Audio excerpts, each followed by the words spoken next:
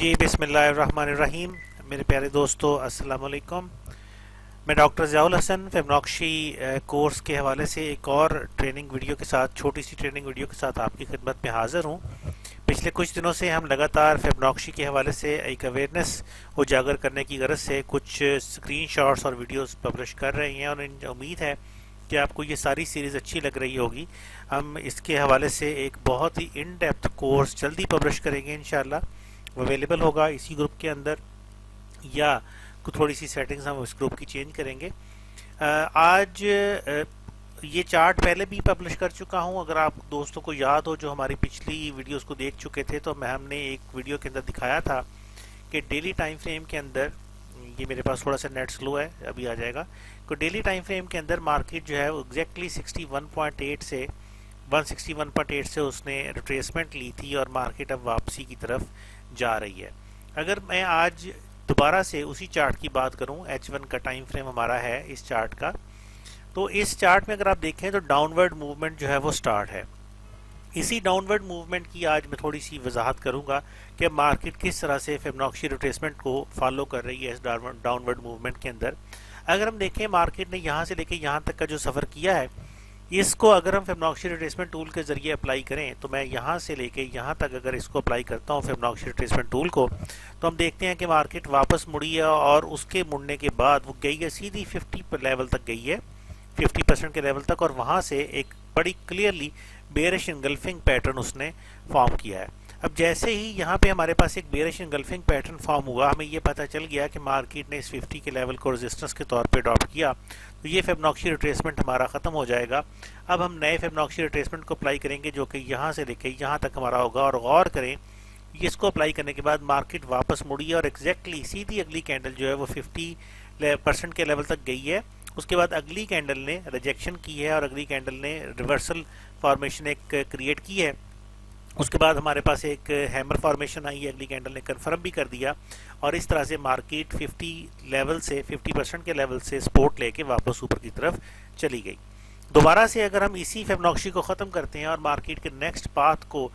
Indicate करने की कोशिश करते हैं, तो यहाँ से लेके यहाँ तक मार्केट की डाउनवर्ड मूवमेंट थी, और अगर हम इसको अप्लाई करते हैं तो अब गौर करें मार्केट एग्जैक्टली 161, सबसे पहले 61.8 क्रॉस हुआ, अगली कैंडल ने 100 क्रॉस किया, अगली कैंडल ने सीधी 161.8 क्रॉस किया, और वहाँ पे जाके आपको रिजेक्शन मिली है और मार्केट वहाँ से रिटर्न हो गई। अब इस रिटर्न पाथ को अगर हम देखना चाहें आगे, तो गौर करें अगर हम इस रिटर्न पाथ को अप्लाई करते हैं यहाँ से लेके यहाँ तक, और मैं इसको एक्सपेंड करता हूँ, तो ये हमारे पास जनाब करंट सिचुएशन है कि मार्केट गई है,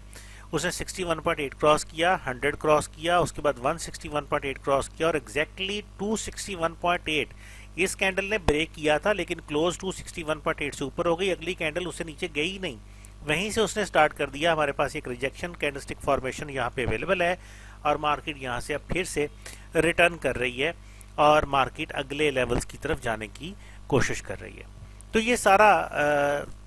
दिखाने का मकसद ये है कि अगर हम फिबोनाची रिट्रेसमेंट टूल को इफ़ेक्टिवली यूज़ करना जानते हैं, तो हमें पहले से ये पता चल सकता है कि अगर मार्केट एक लेवल ब्रेक करती है तो कहाँ तक जा सकती है। यही काम प्राइस एक्शन के अंदर हम सपोर्ट और रेजिस्टेंस के साथ भी करते हैं, लेकिन सपोर्ट और रेजिस्टेंस और प्राइस और फिबोनाची रिट्रेसमेंट के अंदर एक बहुत बड़ा फ़र्क ये है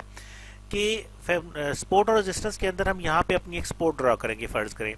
दूसरा बंदा मुमकिन है कि यहाँ पे अपनी सपोर्ट ड्रा कर रहा हो, तीसरा बंदा मुमकिन है कि वो इस लेवल के ऊपर अपनी सपोर्ट ड्रा कर रहा हो, चौथा बंदा मुमकिन है वो किसी और लेवल को, इस जगह को रेजिस्टेंस के तौर पे अडॉप्ट कर रहा हो। तो अगर मार्केट यहाँ से निकलती है तो हम कहते हैं जी यहाँ तक जा सकती है, अगर यहाँ से निकलती है तो यार इधर जाएगी, इधर से निकलेगी तो इधर जाएगी, इधर से निकलेगी तो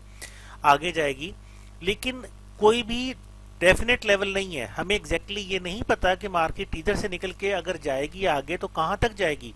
लेकिन फिबोनाची रिट्रेसमेंट टूल हमें बड़े आराम से ये बताता है कि मार्केट अगर एक लेवल क्रॉस हुआ है, 100 का लेवल क्रॉस हुआ है, जो कि यहाँ पे था, आप देखें यहाँ पे कोई आपके पास सपोर्ट है या नहीं है। यहाँ पे अगर कोई सपोर्ट और रेजिस्टेंस लेवल्स ड्रा करने की कोशिश करे तो यहाँ पे कोई सपोर्ट लाइन इजीली नहीं लग सकती, पीछे से हो सकता है हमें लंबे किसी ट्रेंड में से सपोर्ट लेके आनी पड़े, लेकिन यहाँ से अगर मार्केट निकली है तो फिर अगला टारगेट हमारा ये है, और यहाँ से अगर निकली है मार्केट तो हम आंखें बंद करके अगले 261.8 के टारगेट तक आराम सुकून से जा सकते हैं। तो फिबोनाची को एक्सपर्ट्स कहते हैं laser focused support and resistance. तो इंशाल्लाह हम पूरी कोशिश करेंगे कि आप दोस्तों को इस लेज़र फोकस्ड सपोर्ट रेजिस्टेंस का मास्टर बनाएं।